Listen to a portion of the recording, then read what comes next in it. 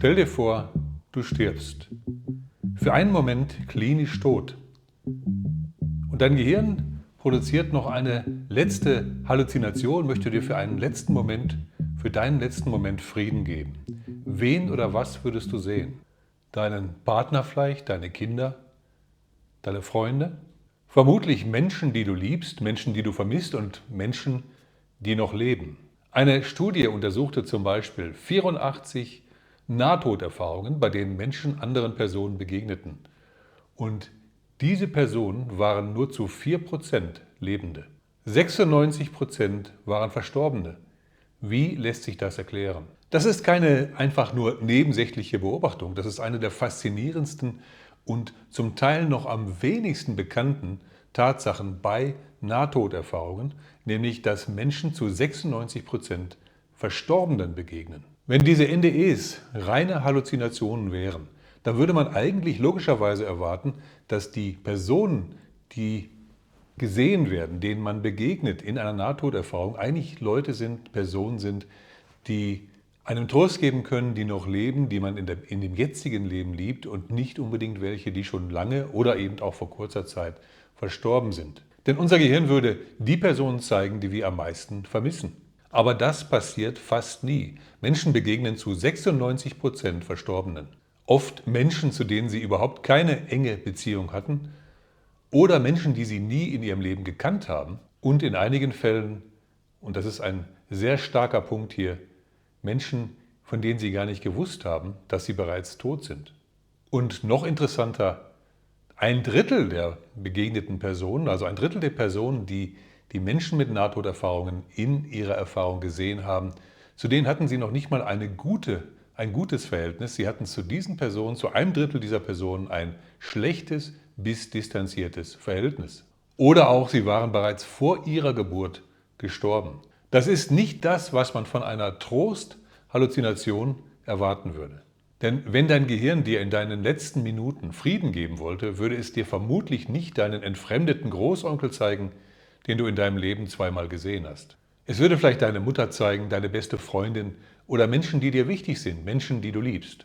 Als ich vor einiger Zeit nach diesen Daten gesucht habe, war ich verblüfft aufgrund der Deutlichkeit dieser Aussagen, 96% gegen 4%, weil es so gegen diese Halluzinationstheorie spricht. Denk mal an deine Träume. Hier mischt sich ja auch alles Mögliche zusammen. Lebende, verstorbene Situationen. Du träumst vielleicht von deiner verstorbenen Großmutter, vielleicht aber auch von deinem Chef, von deinem Freund oder von Menschen, die du am Abend zuvor in einem Film gesehen hast. Alles wild durcheinander. Eben weil das Gehirn in Träumen Erinnerungen und Fantasien mischt. Aber bei NDE scheint das anders zu sein. Fast ausschließlich Verstorbene. Nicht deine Kinder, nicht deine Partnerin, nicht dein Freund, zu dem du ein gutes Verhältnis hast. Und das gibt zu denken, weil es eben ein Muster ist. Und damit nicht genug. Es gibt die noch schwerer zu erklärenden sogenannten Peak-in-Darien-Fälle. Peak-in-Darien ist ein Begriff aus dem 19. Jahrhundert. Das sind Nahtoderfahrungen, bei denen eine Person Verstorbene trifft, von deren Tod er überhaupt nichts wusste. Eine Frau in den USA hatte eine Nahtoderfahrung und sie traf dabei ihren verstorbenen Vater, ihre Großmutter und zu ihrer Überraschung eine ältere Cousine. Und darüber war sie sehr verwirrt, weil nach ihrer Kenntnis lebte diese Cousine noch. Und die Familie bestätigte, ihre Cousine war bereits vor 3 Wochen gestorben. Die Frau war im Ausland gewesen und niemand hatte ihr von ihrem Tod erzählt. Sie hatte also keine Ahnung, dass ihre ältere Cousine bereits verstorben war. Schwer zu erklären. Und Nahtoderfahrungen sind beileibe kein modernes Phänomen.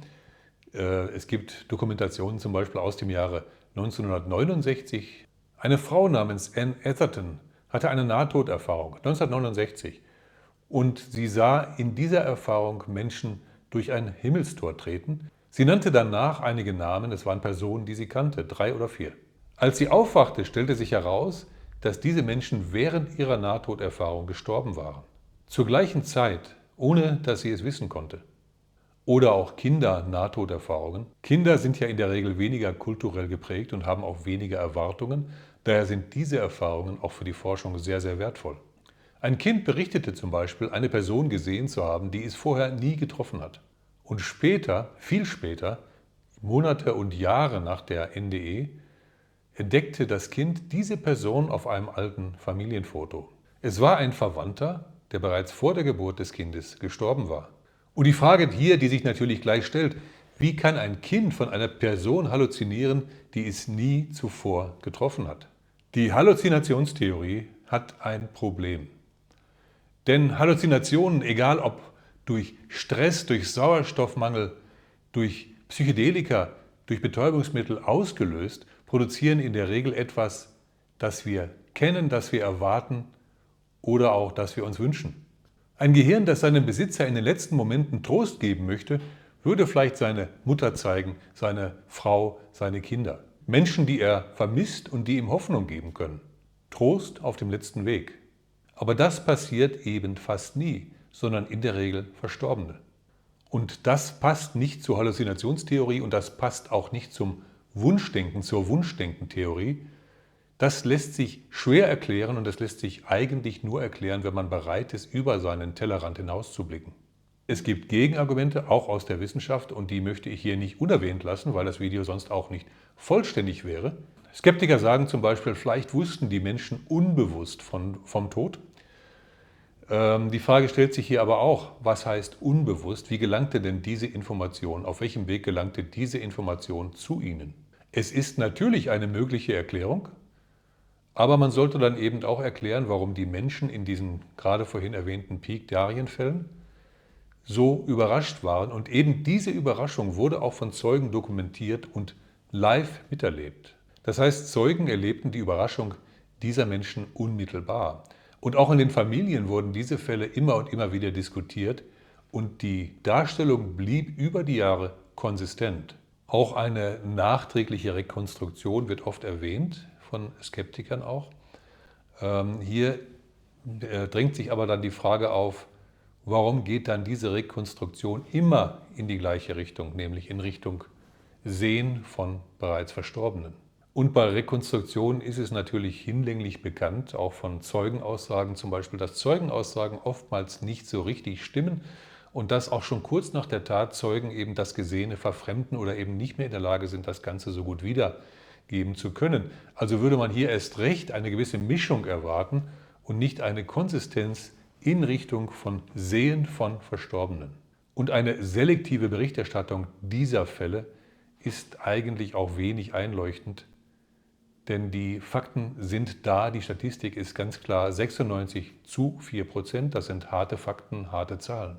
Also auch hier kein Zufall, ein Muster, das es zu erklären gilt. Und das hier Gesagte ist kein Beweis, das möchte ich an dieser Stelle betonen, aber es ist ein Indiz und als Wissenschaftler muss ich auch Indizien überdenken, muss auch mit Indizien arbeiten und muss schauen, wie ich diese Indizien in meine wissenschaftliche Theorie einbauen kann.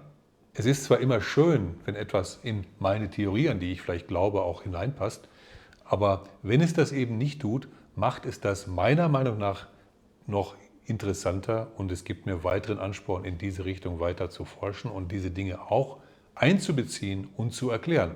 So es denn nicht kompletter Nonsens ist und irgendwelche Erfindungen, die man nicht ernst nehmen kann, aber damit haben wir es hier in keiner Weise zu tun.